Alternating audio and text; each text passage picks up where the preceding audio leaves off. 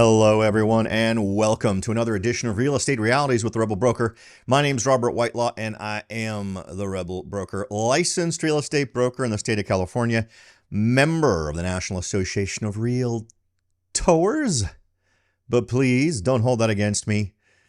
This week, folks, I wanted to discuss some strategies, right? We've got quite a bit of inventory on, but as I discussed in the Coffee and Real Estate monthly event last weekend, and I hope that you had a chance to check that out. We covered some interesting information. You can find that over on Facebook Live and my Facebook page. So if you'd like to go to soldbyrobert.com, there's a link to get directly there from the site. So feel free to check it out. It's a thing we do once a month.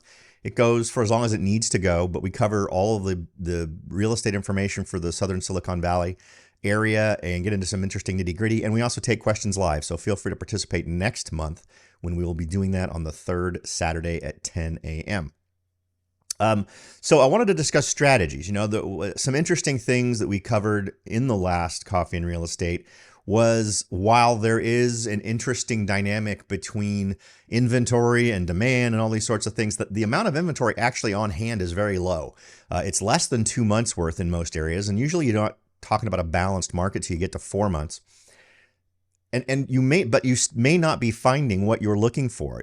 Despite the fact there isn't as much competition among buyers, right? And sellers have to bend over a little bit more backwards to accommodate buyers.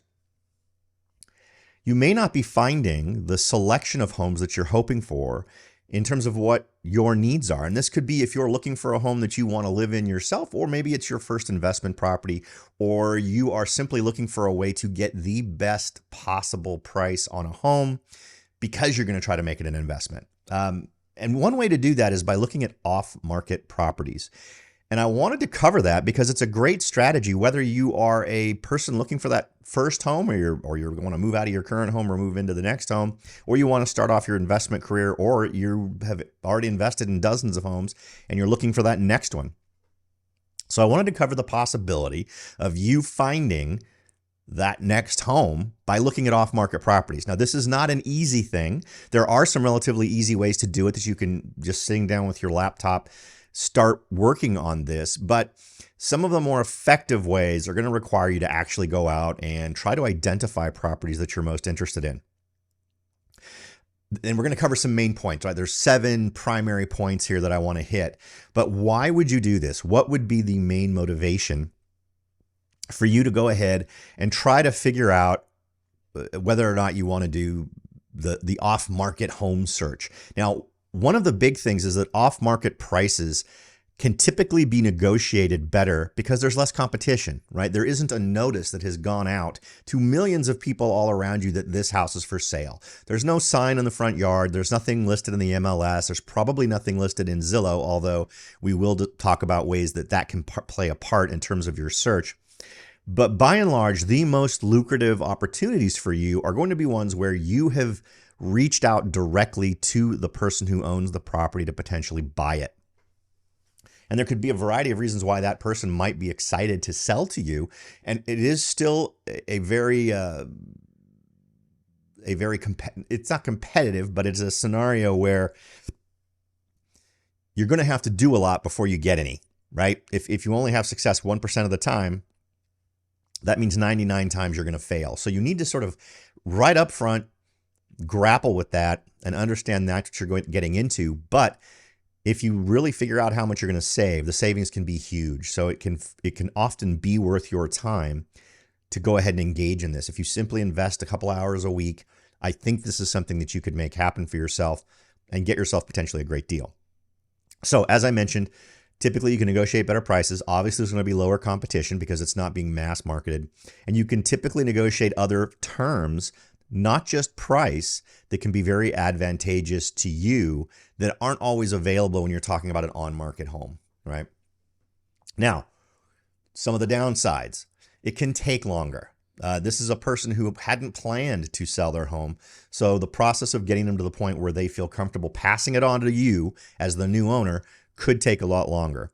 The other downside is, for some of these things I'm going to suggest, if you do it all yourself, there may be some fees that you have to pay to online services in order to get this going.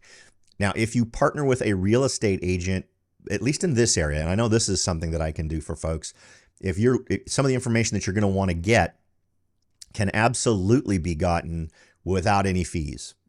You may end up wanting to enter into an agreement with a local real estate person, negotiate ahead of time some flat fee. Hey, you get all the information I need on every property I give you in terms of the mailing address of the owner, and I'll pay you X amount of dollars when we finally find a place and we close escrow. Now, in all honesty, the odds are that's not going to be a problem because most of this information is public. So you can literally go to the county records, and most of those are online, and you can do searches to find out what the mailing address is for many of these properties. So let's go ahead and jump in. Let's discuss some of the main things that you can do to achieve this goal. Now, number one out there is networking with as many folks as you possibly can. And not just because you may want their services, but because these are people who will be likely in a position to find a property for you. Now, this will probably cost a little bit at some point because a lot of these folks are going to expect to get paid as part of this process. But even if they do, the amount you're likely going to be able to negotiate is going to be quite a bit less. Unless they somehow funnel you into a traditional purchase situation, then that may not represent much of a savings. But what you want to do is focus on networking, getting the word out of what you're trying to do, and then see what kind of feedback you get. And that would include real estate professionals, real estate agents, brokers, contractors, investors, industry professionals, that have access to properties and are not publicly listed. So one great one is contractors. If you talk to a bunch of contractors, and folks might be doing work on their home, inspectors are another good one, or folks who have done some repairs to their home and are not looking forward to doing more repairs. These are often folks that can give you some leads as to who are folks that will be in a position that would most likely be interested in you potentially buying their property from them. Now, the next one is online searches.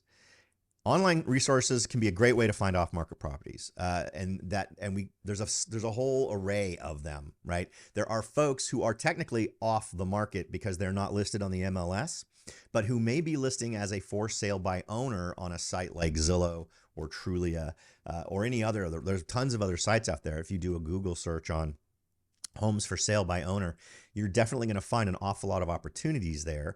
And as you look through these, one key tool that I suggest you use, particularly in for sale by owner scenarios, is compare that to what homes have been selling for in that neighborhood. And what's great is you can use a home like Zillow or a website like Zillow or Trulia and do some research on recently sold homes in the same area as the property that's being sold by the owner and get a feeling for what the prices were. And if this price is on par with that or more, you're going to want to ask why. Supposedly there's a lot of money being saved. There are no commissions being paid, right? And that's typically 6% right off the top. So if you're going to jump through these hoops and go through this extra effort, you need to acknowledge where is the payday for that. If there is no payday, then just go ahead and use a real estate agent and do it conventionally. But if you are trying to do this to save some money in the process, make sure you understand the numbers that you're dealing with so that you don't end up paying a retail price in a wholesale process. Okay. Let's see. So there's other things. Redfin has a private listing network. Zillow has a variety of things there too. And again, you can also use social media for these types of things for online searches, but we're going to talk a little bit about social media later. Now, one other way to get this done is to actually just get out. And this is one of my favorites. This is one I have used in terms of looking for, when I have clients who are struggling to find properties in areas that they specifically want to live in. So this is even something that you can do if you are simply finding that you have identified 4 or 5 areas where you want to live and no homes are coming up as listed in those areas. Start writing down the addresses of properties that you particularly like in these areas. But I'm going to suggest that you keep your eye out for a few things. Of course, if you just like the house, that's great. It's going to cost you a stamp or a note dropped off at someone's door. So it's not going to cost you much. At the most, it's going to cost you some paper and a stamp. But what you're going to want to do is assess each property for what is the status of this home? Is it in trouble? Is the lawn overgrown? Does it look like it has some deferred maintenance? Does it look like a rental? Does it look like an abused rental? The more abused, the more run down the property, the more likely two things are going to be true. One, the home needs work so that you can clearly negotiate a better price. But also there's a pretty good probability that the person who owns it is of a mind to sell it. And now is a great time for this, right? This is a strategy that I've used for an awfully long time, but it's only when the market tends to soften that I find this tends to be a far more lucrative proposition, because now there are an awful lot of owners out there that think they've missed the boat in terms of getting the highest, best price, at least for the foreseeable future. So you're hitting at a point where there's already concerns about the value of the property, and sellers may be, particularly absentee landlords, may be interested in selling those properties. So as you identify these properties in the areas that you're interested in, make a note of those addresses, because you're going to be able to hopefully use public records to find out what the mailing address, tax records normally include that, what the mailing address is. And so would be one easy way for you to potentially send them a letter. And you're going to want to do that because obviously for absentee landlords, you don't want to send a letter or a note to a renter that's there, because they're not going to hand that off to the owner of the property. You're going to want to find out what the current status of that property is. Now, one thing to keep in mind is in Santa Clara County and probably in other areas, in order to get this information, you'd actually need to go in person. There was a time when they offered it online, if I'm not mistaken. I know that way back in the olden days when I was doing some of this stuff independently as an investor, it was very easy to get. Today, it may require a trip. If you want to avoid the trip, though, if you get a real estate agent, at least locally here in Santa Clara County, working with you, they will be able to easily get that information for you. Every week I sit down and I send letters to the official owners of properties from either just the address that I have or something like that. So that's definitely something that you can take care of on your own with a little bit of expense or with the help of a real estate agent. Now, this one's going to seem a little bit nuts, but once you have an area that you like, you can also simply do mass mailings. This is a very easy one. Getting mailing lists is super easy. In fact, online, there are services like Prospect Plus that you can use, where you can simply draw on a map the area you're interested in, and it'll give you the name and mailing address of everyone in that area. In fact, during the setup process of that, you can even specify if you want to send it directly to the property or to the mailing address of the owner. So now that will cost you to get that list. I'm not sure how much it is. It's a very reasonable fee. It's not something I've ever thought was out of line, but you can use that as a way to send a postcard or a letter to, and I suggest a letter, a handwritten letter is usually better, but send it out to every single person. Just say, listen, I'm not a real estate agent. I'm not a broker. I am simply someone who loves the area where you live, and I am interested in finding a home that is at least 2 bedrooms, 2 baths, 3 bedrooms, 2 baths, whatever, this many square feet, whatever your minimum requirements are. And if you are interested in selling your home to a private party, please reach out to me and provide contact information, whether it's your email address or a phone number or whatever. That works more often than you might imagine. And I think that you're taken more seriously in a scenario like that, where you've sent a letter to everyone in an area. And just make sure you clearly identify that you are not a real estate agent, or as long as you're not a real estate agent or a real estate broker, because you don't want to be lumped in with all the general marketing that comes in via regular mail. Next is auctions. And I'm kind of on the fence about auctions. I'm not a huge fan of auctions because you never actually just pay what you bid. A lot of people imagine auctions are like they are on TV, where you simply bid $100 and then you pay $100. And while there are some instances where that is true, when it comes to real estate, it tends to not be true. Make sure you understand what the fees are, what the various things are involved. You're also going to want to understand how much of it do you have to have, how much right up front. How much do you have to pay all of it within 24 hours or 48 hours? Frequently, that is the case. Now, that's not impossible, but you need to be aware of these things before you start bidding on real estate, so that you don't get caught in a situation where you lose money because you didn't understand how the process works or how to get it financed. Now, there are some lenders out there that will play with you in this area, but be very, very careful. Talk to credit unions, talk to direct lenders, get pre-approved for certain amounts. And Oftentimes you will get pre-approved for a maximum amount, but you need to understand that they will sometimes have a problem with generating the check or the funds within that time frame that is going to be specified by an auction. So just be aware of that as you move forward with the potential of doing auctions. Read the fine print. Auctions can be hairy. Next, your personal sphere of influence. And we're saving this one for last, mostly because it's probably one of the most important ones. And your sphere of influence today is so much bigger than it's been in the past, right? Just 15, 20 years ago, your sphere of influence was relatively small.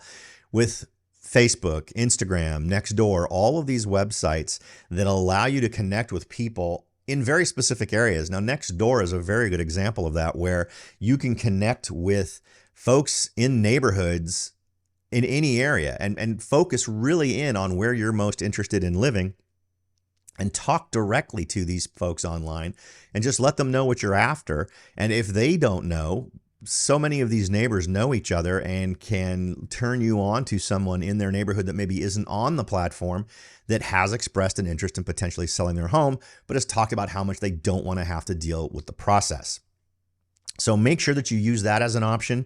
When it comes right down to it, I think some of the best success stories I've heard from clients in the past is using that personal sphere of influence that extends into social media and things that you might not initially consider as great options. But if I were in your shoes and I was someone who was looking for a property in a very specific area, I think the two things that really rise to the top are driving the areas you're most interested in, identifying properties that maybe would benefit from a little TLC that you are willing to provide, and trying to reach out directly to the people who own that. But then also the direct mail piece. So the direct mail piece, the driving around the neighborhood and identifying specific properties, and then also the mass mailing solution along with social media are some of the critical ones out there. So I hope that's been helpful. I mean, this is one of those scenarios where in order to find what you're looking for, you need to have as many arrows in your quiver as possible, as many tools in your tool chest, right? I don't know how many analogies. Should we have how many analogies I can come up with in the next minute and a half? But take advantage of all of these and make sure that you are educating yourself along the way. Remember, this process requires more effort on your part, so it should be saving you big old buckets of money. If it is not, there is no point in jumping through these hoops to put out more effort to end up spending what you would have spent if you had bought it in a full retail scenario. You should be saving thousands and thousands of dollars by pursuing off-market properties. And you can do it. Absolutely. I've been doing this 30 years. I've seen quite a few instances where I've advised clients who've done this, and maybe I've sort of been one of the side helpers for them as a real estate professional, and they have gotten some amazing deals. So one of the other things I wanted to throw out here is, I think it's actually a point that I missed. Wholesalers are a good source as well. Now, wholesalers would probably fall under any kind of under industry person, but wholesalers operate in a very interesting space between people who own homes and investors and all these other types of folks. Their whole business is doing this for you, finding homes that are off the market and getting them into a contractual agreement, and then simply passing that agreement on to the party that would actually like to buy it. You can find wholesalers online. There's a site called Bigger Pockets out there where you might be able to find a wholesaler who's doing this stuff. But again, you should be saving money here. And if you're not, you should think of it as another way to have access to a larger inventory of properties where you may find yourself getting access to exactly the right property you're looking for. I don't see as much success locally with wholesalers in terms of actually saving you money, because obviously wholesalers are going to want to charge you an amount that leaves them walking away with some profit once the deal is closed. So it is an option for you. It cuts some corners, but those corners will cost you. So just understand that going into it. But there is no downside to speaking with wholesalers, talking to them, and letting them know what you're looking for, and then seeing what kind of great deals they might be able to bring to the table for you. So we'll end on that. Now, Obviously, if you have any questions about this subject, I'm happy to discuss it with you or help you come up with a strategy.